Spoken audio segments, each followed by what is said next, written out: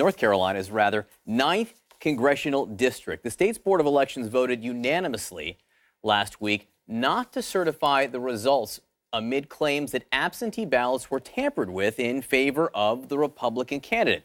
So our next guest helped expose this story. Joining me now is WSOC reporter Joe Bruno. Joe, thank you for being with us. Thank you for your work. I want to start sort of at the end here. You know, you've been on the ground covering the ins and outs of this story. How confident are you that election fraud did take place? Well, we have people admitting to it. We have people admitting that they went around and picked up absentee ballots. In North Carolina, that's illegal. Not only did they pick up the absentee ballots, they say they didn't put them directly in the mail. They delivered them to McCrae Dowless, the man who appears to be at the center of all of this. And not only did they deliver them to McCrae Dowless, they say they don't know what he did with them. They don't know whether the votes actually went into the mail from McCrae Dowless's office. And again, you have spoken to people, and we'll get to the journalism aspect of this, the work that you've done on this in a second, but you report that this man, McCrae Dowless, who was working connected to the campaign of the Republican candidate, Mark Harris, you spoke to a woman who says she was paid by him in this case. Explain that. Yes, two women tell me that they were paid by McCrae Dowless. They say they were paid about $75 or $100 a week to go around and collect these absentee ballots. And the way they described it to me, they said there were multiple people being paid by McCrae Dowless to do this same thing. And what we are starting to see now is the results. All these absentee ballots, the unreturned ballots, the ones that were accepted, they're starting to really be scrutinized now, not just in Bladen County, but also Robinson County. And as this investigation continues, I think we'll continue to see more counties throughout this 9th district be looked at. And again, just for people who are trying to understand what's happening there, and it's complicated, you almost don't have to get past your first sentence there, which is that it's illegal in North Carolina for people to collect absentee ballots. You can't do it unless you are the actual person turning in the ballot or a close relative, essentially, by North Carolina law. One other thing here, so people understand what's going on in one of these counties, Bladen County, only 19% of mail-in absentee voters were registered Republicans, yet 61% ended up going Republican. And just look at that. This chart helps explain the discrepancy there. So there's a data issue here, Joe, which jumps out at people. Right, and not only that, the results really don't pass the eye test. We can go back to the 2016 primary when McCrae Dowless was working for a candidate by the name of Todd Johnson. Johnson was running against Mark Harris and the incumbent, Robert Pittenger. Johnson got 98% of the absentee by mail votes in Bladen County. Mark Harris got 4 votes. Robert Pittenger, an incumbent, got 1 vote.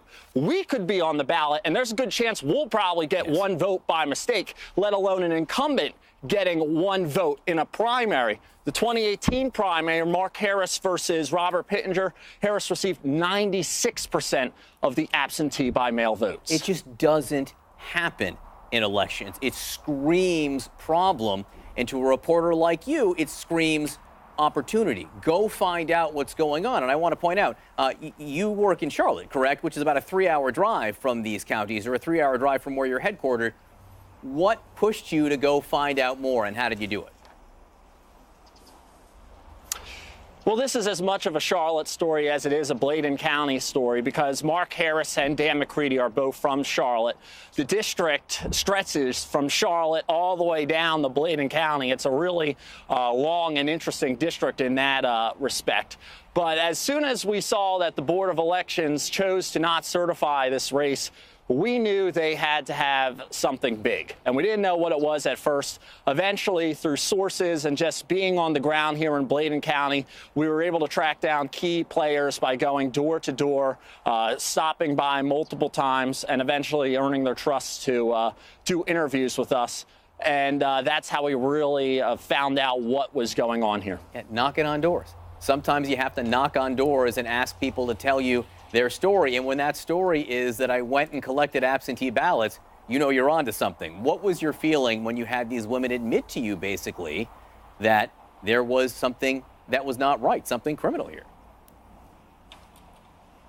What they did was totally illegal, But at the same time, you kind of feel empathy for the people who were involved in this.